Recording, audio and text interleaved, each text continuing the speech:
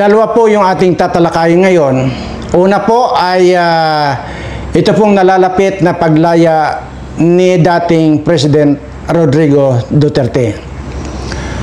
Kung inyo pong natatandaan, dininay po lahat ng ICC. Yung kagaya ng interim release niya, dininay. Lahat na lang dininay. At dahil nga po dito ay mukhang nagbago ang ihip ng hangin at mukhang ginapang. Parang kumbaga ay nagbigay ng matinding salita itong si Donald Trump na kapag hindi ninyo pinalaya yan, dahil unang-una sa tinagal-tagal kong pag-iimbestiga, nagtatanong-tanong ako, ay kung ikumpara daw dito kay Bangag, itong si Rodrigo Duterte, malayo na dihamak naman, matino itong si President Duterte. Yan po ang pagkasabi niya. Katunayan, sinabi pa nga ni Trump na oto-oto itong si Marcos. Ang tindi niyan, oto-oto daw itong si Marcos. Hindi lang po yan, sinabi pa niyang idiot. Ito po ang katunayan na talagang sinabi po yan ni Donald Trump. Ayan, oh. This is idiot is an uto-uto. This is idiot is an uto-uto. Isa pa. This is idiot is an uto-uto. Oh, yan. This is idiot is an uto-uto. Kaya nga po talagang kaya talagang grabe, Imaginin mo ay idiot na uto-uto para at tinuturo niya itong si Bangag. Ayan.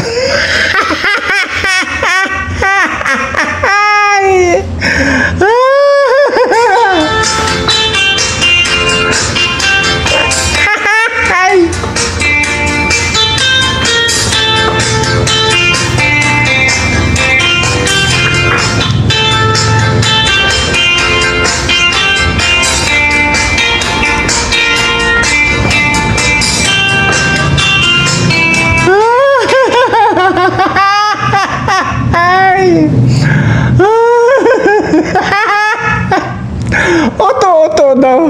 Saka idiot, itinuturo niya to si Marcos.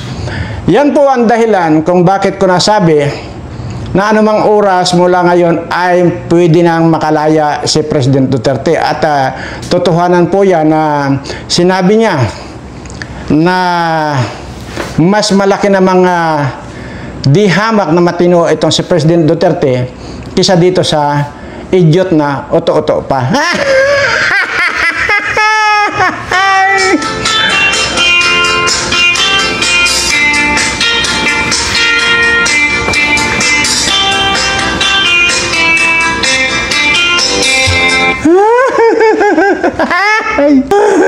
Grabe talaga. At ito naman po yung pangalawang topic natin. Ito pong si Kwan, yung palakang butod, yung butod na palaka dyan, ay sinugod po pala sa ospital dahil nasobrahan ng paghigop na ang tsa.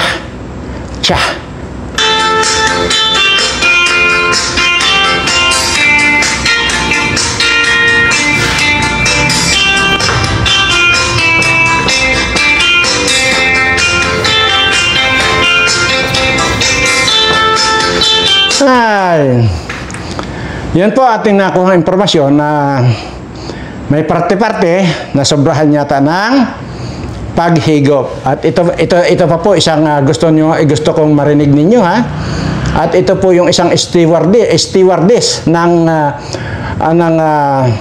eroplano na kung saan po ito ay kababayan nating Ilongga. Ayan. Saan na ba yun? Lolo, ano po yung indik? Ay, wala. Kami nakapag-harvest na. Wala na yan. Naku, sana ba yun? Saan na kayo yun? Ba't gano'n nawala?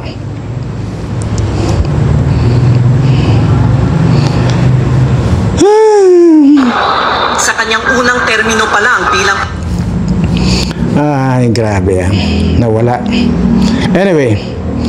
So, yun po. At dahil nga po siya nasobrahan ng higop, ay ano nangyari? Sinugod sa ospital. Ayan.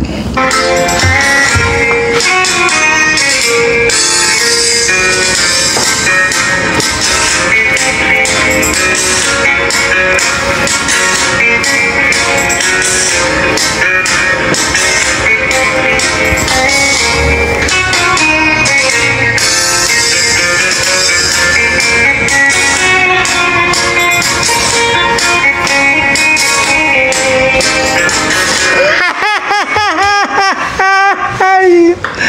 Ay! Ngayon, habang sarap kasi talaga ng buhay nitong mga ito, higop na ito. Kaya Una! Nandito tayo.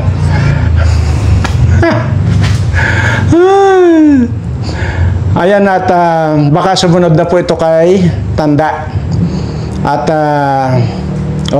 dito kay Paulo Tantoco. Baka sumunod yan. Sobrahan daw po ng higop. At kaya sinugod sa ospital, hindi na po makahinga. Pupugak-pugak kung huminga. Ito pong si Palakang Butod. Ayan. Ngayon ay mayroon po tayong babasahin sa inyo. Ito na po yung sinasabi ko. Itong mga pumasok sa politika, lahat po yung palit-ulit ko sinasabi, ang daming babae. Ito po, lumantad na po mismo yung isa sa kabit ni Tito Soto. Kabit! Ay, Jesus Mariosep. Kabit ni Tito Soto lumantad na. Walang katis-tis. Ang pinatulan niya, ito. sinisiguro ko sa Ito na. Basahin ko lang po.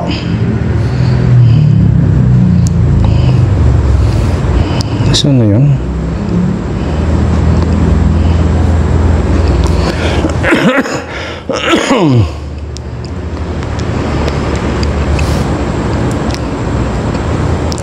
Ito po.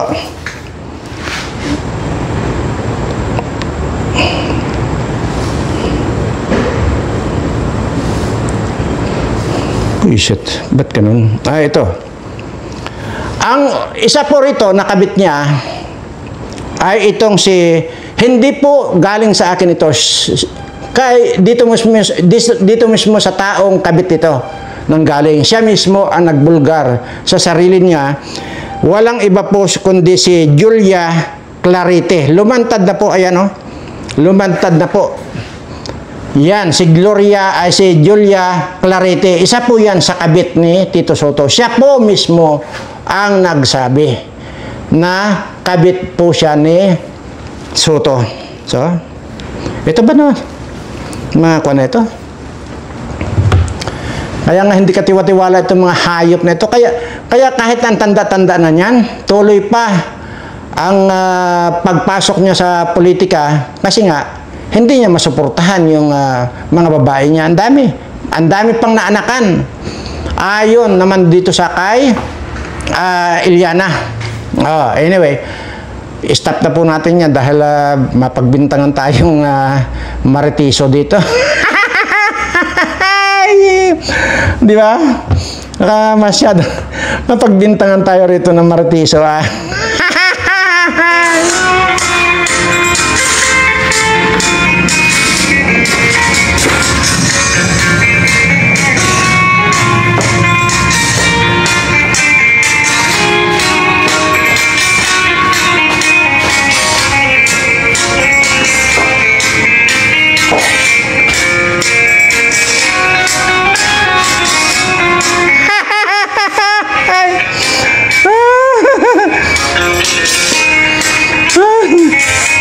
Ayan.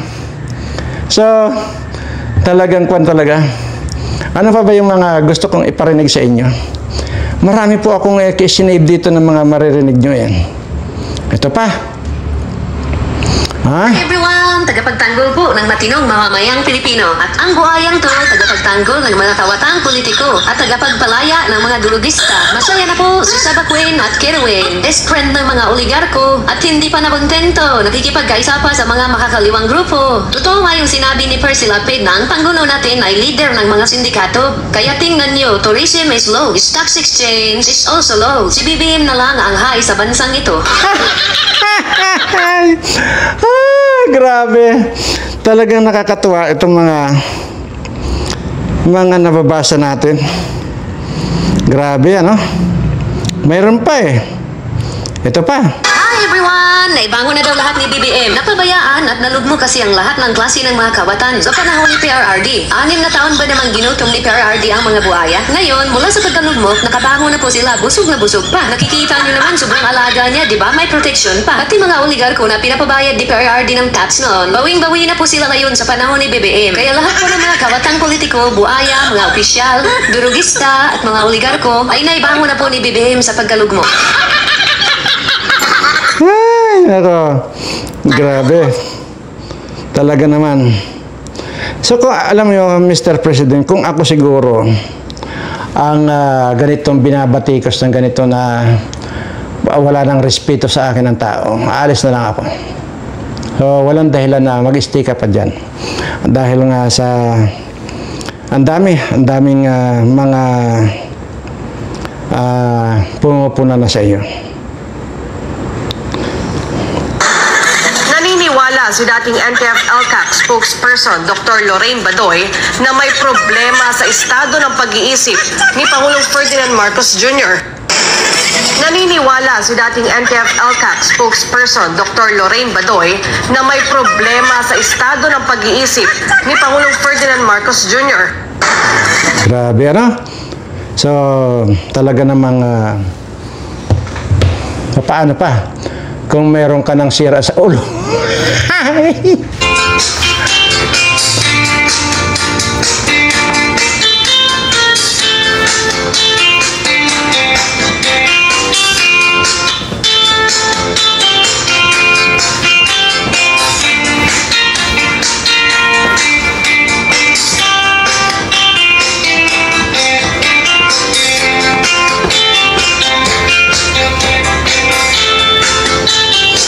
Ay, nako. Anyway, at kaya ko lang po na pinapatugtog ito para iwas stress na rin po tayo. Dahil kung atin pong iisipin itong mga nangyayari sa atin, talaga naman po nakaka-stress, nakakabaliw. Sa dami po ng mga kawatan ngayon. Ultimong mga pulis, napakarami na po mga holdapper kayo ng mga pulis. Ang dami na rin po sa kalsada, naglipanan na rin po ang mga adik. So, ingat po kayo mga subscriber ko ha. Ingat po kayo. Yun pong inyong mga anak, halimbawa maaga silang pumapasok, ihatid nyo po sila doon sa sakayan. Huwag nyo pong antayin yung mangyari yung sino yung bagong-bago pong kwan ito yung napabalita na kagagraduate lang ng architect ba yun? Imaginin mo, inabangan lang, hindi kalayuan sa kanilang bahay. Madaling araw po umaalis yung bata. Actually, hindi na po bata kasi nga nagtatrabaho na Bagong pasok sa trabaho. Bagong graduate din. Umalis sa kanilang bahay kasi madaling araw, malayo yung papasukan niya. Inabagan po siya ng adik na manyakis pa. So, anong nangyari? Ni-rape. Malapit lang po sa kanilang bahay. Ni-rape na pinatay pa. Napakarami na po mga masamang tao ngayon. Huwag na huwag po kayo magtitiwala ngayon. Lalo na po sa ito, naglipanan na po yung mga bangag. Napakarami na pong mga bangag. At marami din po dyan yung mga palakang butod na bangag na rin po. So kaya nga po ito ay sinugod sa ospital. itong malaking butod na bangag at pumapugak-pugak na rin daw po pag huminga. Kaya yon ang nire-revive nila ngayon. Nire-revive nila. Baka sakaling mailigtas pa. So, iingat po kayo. Saka ganun din po sa may mga estudyante mga nanay. Ihatid niyo po yung inyong mga anak sa school mismo. At makiramdam din po kayo dahil mayroon din po na mga teacher ngayon, guro na rapist. Tingnan mo, yung 7 years old ba o 8 years old yun na ni-rape nitong gagong tong guro na ito. Tarantado talaga. Sinira niya ang buhay ng bata. So talagang wala na po halos kayong wala na kayo halos masulingan eh. Lagi pong nakaabang diyan yung demonyo. Sa harapan ninyo, sa likod ninyo, sa magkabilang gilid ninyo, nakaabang po ang demonyo. Kaya po, pakaingat po kayo. Pakaingat. Dahil kung maaari ngayon ay magdala na po kayo ng magdala po kayo bumili po kayo kung meron lang din kayong kakayanan na bumili ng yun po bang electric may tawag dyan parang baril-barilan po pero electric yun. Kung meron lang din po kayong kakayanan bumili na po kayo. Mahirap na po, hindi na po safe ngayon. May tawag po dyan hindi nalimutan ko lang. Pagka ibinaril mo yan, makukuryente yung tao. So, yan po yung ginagamit nila na panghuli sa mga holdapper, mga Bumili na rin po kayo. At para kung magkaroon man ng ganyan, at least kayo ang makauna, hindi sila. Dito sa mga tao ko talagang ginastusan ko na talaga itong mga ito. At mahirap na. O kagaya niyan, sa linggo pupunta po kami dyan sa Manila. At titignan natin, mag-oobserba tayo. Hindi na po tayo Kaya po yung mga susunod na araw, maaring hindi niyo po makita yung pagmumukhang ito. Wag niyo po akong mamisa. Kasi pwede pa rin po ako mag-vlog na hindi niyo nakikita itong mukha ko. Kasi nga po, pangsamantala po ay tatanggalin ko muna itong ulo ko dahil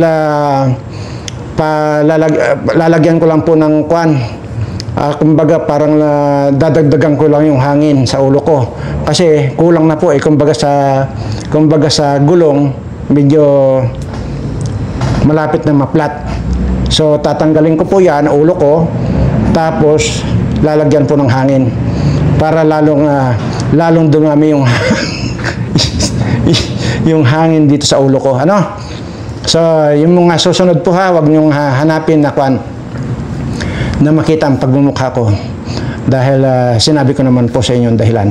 Ngayon, ay ano pa ba yung sunod-sunod na po ito may mga mamamatay. Sinabi ko naman po yan dati sa inyo. Sunod-sunod po yan mamamatay na. Marami pong mamamatay ngayong ito bago dumating yung susunod na pista ng patay, baka lahat yung mga congressman na yan at mga politikong lahat yan, mga senador na yan, mga pangit na yan, baka magkandamatay po lahat yan. Baka hindi na po umabot yan sa susunod na pista ng patay. Magkakambatay po yan mga yan.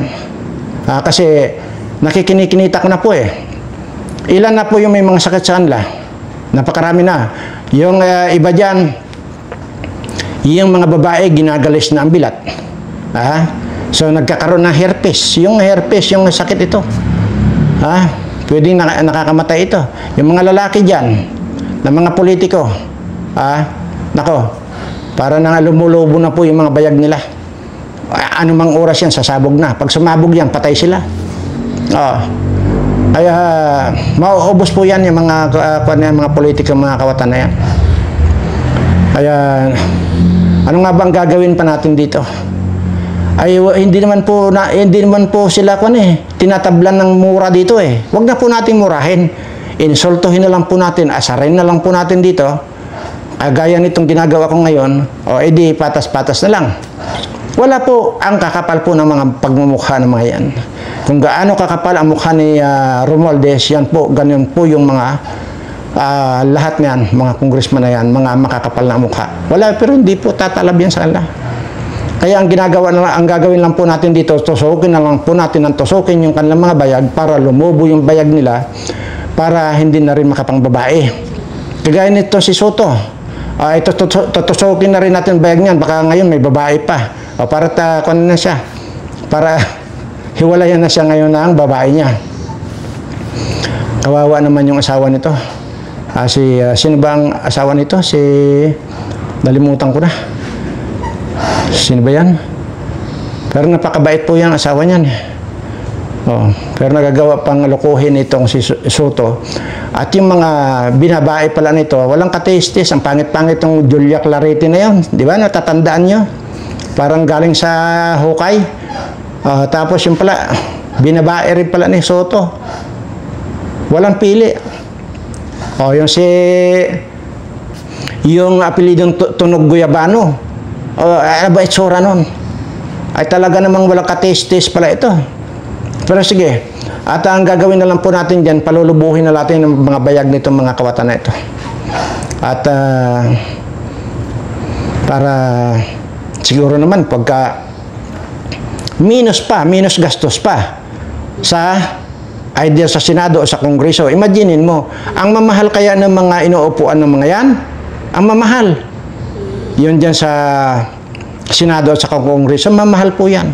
So ngayon, para makaminus na rin ang gobyerno, ay hindi na nila magagamit yung upuan nila.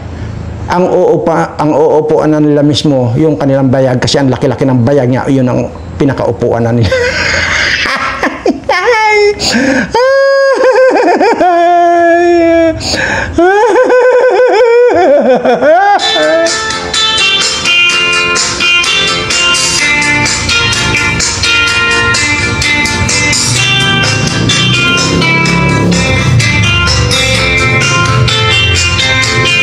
Yan. At yun po, napakagandang balita po ito dahil talaga namang tinatrabaho na po ni Donald Trump na makalabas agad itong si President Duterte. Sana nga po magkatotoo yan at dahil talagang nasaksihan na ni President Trump kung gaano katalamak ang nakawan dito sa atin. Kaya sinasabi nga na talaga nandito na lahat ang korupsyon sa atin. China, imaginin mo kahit na ginagago-gago ni Bongbong, itong China. Alam niyo po ba mga kaibigan, lalo na sa mga nasalanta ng bagyo sa Cebu at saka sa Bicol, alam niyo po ba, nagpadala po ang China ng tulong sa inyo. Hindi nga lang po pera, kundi kung ano-ano pong mga in-kind or mga goods na kung ano-ano po ang pinadala. Kasi hindi raw po magpapadala ang anumang bansa, hindi lamang po China, ng pirang tulong dito dahil alam nila na ibubulsa lang nila. Alam nila na nanakawin lang nito mga politikong mga bangag na ito. Yan na po, iba din nakakahiya. Nakakahiya sa Pilipinas itong nangyayari ito. Imagine mo, ayaw nila magbigay ng pirang tulong dahil alam nila na talagang nanakawin lang nitong mga bangag na administration ito. Madinin mo yan. At dinadaan-daan ko lang po sa biro dahil hindi po biro yung sinasabi ko na yan China na yan, yung hindi nagpapadala ng pera kasi nga nanakawin lang. Hindi po biro yan, totoo po yan. Ang sinasabi ko pong biro dito, yun pong mga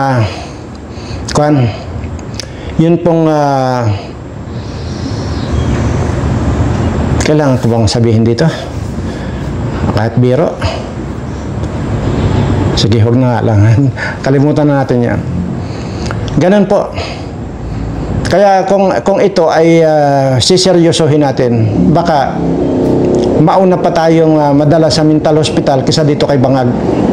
At ayun na nga, talagang marami na po nakakapuna na ay saltik na po talaga.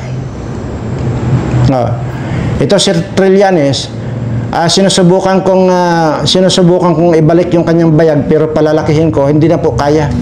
Wala na. Tigpas na po talaga yung dalawang bayag dito si Trillanes, wala na po. Wala nang bayag yan. Imagine mo, babarilin ba naman yung sarili ng bayag? Wala. Gusto ko sanang patubuin uli yung bayag niya, pero palalakihin ko ng parang tapayan kalaki para yan yung daladala niya. Ayan ang uupuan niya. Wala na. Ayaw nang tumubo kahit na ano yung ilagay ko. Nilagyan ko na ng langis ng balat ng kanyan, bayawak. Balat ng buaya. Pero ayaw pa rin tumubo yung bayag ni Trillanes. Wala talaga. Ayaw na. Anyway, talaga namang paminsan-minsan po ay gawin lang natin medyo katatawanan dahil sabi ko nga po, tayo ang masisira ng ulo pagka pinansin natin or dinibdib natin itong mga nangyayari nito. Sige, nakawin na lang nakawin. Pero ang totoo po, wala na. Wala na pong pag-asa ang ating mga mahihirap na kababayan na makabangon pa. Lulugmok at lulugmok kayong mga mahihirap na nga, lalo pa kayo maghihirap. Tandaan po ninyo yan. Dahil dito sa bangag na gobyerno ito. At hindi bale, konting antay lang at magkakandamatay lang lahat yan. Mamamatay po lahat yan. At nagkakasunod na nga po eh. Nagkakasunod na yung mga ng mga naho-hospital. Kagaya nito. Yung dinala sa hospital dahil medyo may kuliling na ang ulo. Yung asawa naman niya, sinugod sa hospital dahil pupugak-pugak na rin kung huminga. Dahil nasobrahan din ng kahihigop ng Coca-Cola. So yan po yan. Anyway, sabi ko nga po ay sa linggo po mag-oobserba ako dyan. Pupunta po kami ng Manila ng mga taga rito sa amin at mag-oobserba lang po kami. Pero kagaya po nung sinabi ko, hindi ko na po pwedeng bawiin yon. At sinabi ko na po sa inyo, tandaan ninyo na ang sasabihin lang ng Iglesia ni Cristo ay kinukundina namin yung talamak na korupsyon. Yun lang sasabihin. Pero sasabihin na mag-resign ka na BBM dahil nasa peligro na ang buhay ng ating mamamayan, hindi po nila gagawin yan. So, para ano pa? Let us see. Dahil ang sinasabi naman nila ay magdadatingan din daw yung mga iba't ibang mga religious organization. Tingnan natin. At ewan ko kung pag-iisipan ko pa rin po kung makakarating kami dyan talaga. At parang baka mag-akselan din kami ng panahon dyan. Kasi ang gusto ko lang po talaga sana, yung pag pumunta kami dyan, dapat meron kami mga mahuling buaya. At para makita na ng buong mundo kung paano namin babalatan yung buaya na yan at ibababad sa isang drum na suka at sili na may asin. Yun po talaga ang namin. Pero hindi po basta eh. Ang napakahirap pong lapitan itong mga magnanakaw na mga buayang ito. Kasi gustong-gusto ko na po talagang pakita sa inyo kung pagkatapos balatan namin yan, pagkatapos lahat ng proseso, ay mayroon po akong grinding machine dito. Kahit na buong baka ang isalang mo rito, mag-grind na parang Argentina. Kaya gusto ko pong isalang unti-unti habang binibidyohan at i-upload yan, makita ng buong mundo para dito pala sa Pilipinas mayroong gumagawa ng Argentina na ang gamit-gamit ay karne ng buayang mga kawatan. So hanggang dito lang po siguro at sa mga subscriber ko po, madalas ko pong sinasabi ito, ulit-ulitin ko lang po, iingat po kayo. Habang nag-iingat po kayo sa inyong buhay, tuloy lang po ang inyong pagdarasal na sana ay ibigay na sa inyo yung swerteng parati ko na lamang binabanggit sa inyo. Huwag po kayong mainip. Darating at darating po yan. Hindi po pwede yan na hindi dumating. Darating po. Yan ay dahil sa pananampalataya nyo sa ating Panginoon. Sisiguraduhin ko po yan. Darating at darating yan. Maraming salamat po sa lahat ng mga subscriber ko.